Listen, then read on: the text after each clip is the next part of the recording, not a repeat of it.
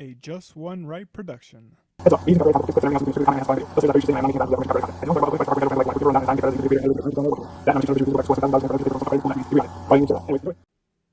Alrighty, I just got done watching Snake Eyes, the 1998 thriller starring Nicolas Cage and directed by Brian De Palma. Cage plays Rick Santoro, a detective who... Wait. I saw this movie years ago. I didn't just watch it right now. I did see Pig, that had Nick Cage, and man, I can't stress enough how much of a good movie that is, especially just to see the man work himself.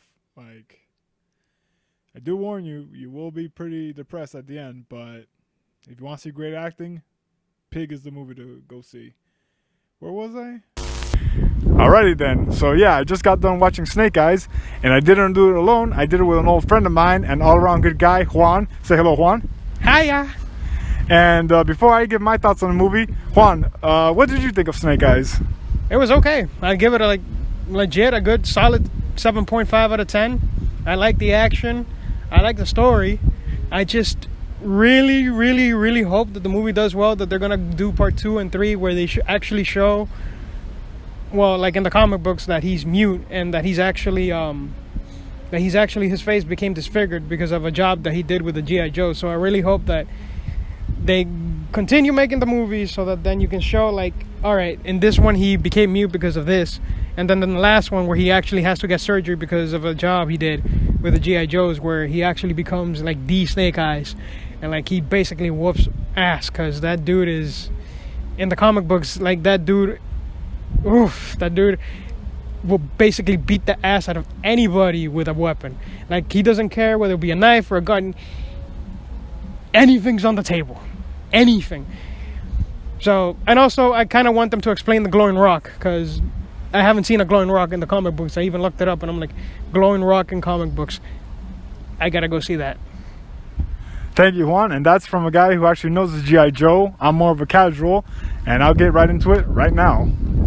Now that we're back on track, here's what I thought about 2021's Snake Eyes. Mind you, I never watched the 2 prior Joe films, but I was allured to watch this one by one man and one man only, Henry Golding. Just look at him. Yes, also, I mean, the bits put together from the trailer looked cool, and the song New Level being played by ASAP. No way, ASAP. God damn it. Midsize Sedan from Old was a better name than this one. Anyway, so I saw the film with my friend Juan, and I really enjoyed it. It's an origin story for the Snake Eyes character and a reboot of sorts for the G.I. Joe film franchise. But honestly, I'd be good just watching any film with this character. It's part action, part revenge, all Golding. Some things I did question, but hey, what movie's flawless? I thought the 2-hour runtime went by pretty fast, and there is a bit scene during the credits, so if you do want to stick around, there is something, but after that, you're free to go, unless you want to sit through all the credits and show your respect and appreciation for everybody that did their part in the film. If you're into action flicks with some martial arts influences, a lot of sword fights and gunplay, a fan of the G.I. Joe franchise, like my man Juan, or just appreciate some good Henry Golding, I say watch Snake Eyes. Now, onward to the spoilers. The revenge part of the story is due to a man later revealed to be working for Cobra, killing Snake Eyes' dad when he was a kid. Now all grown up, he gets involved with Kenta, who promises him to bring his father's killer if he gains the trust of his cousin and snatches him the Jewel of the Sun, which you can see in the trailer. Getting that jewel will also be a win for the villainous Cobra. Snake Eyes is shown to be a guy in the middle, not so much a good guy or a bad guy. He's just focused on doing anything he can to find the man that killed his father and get his revenge.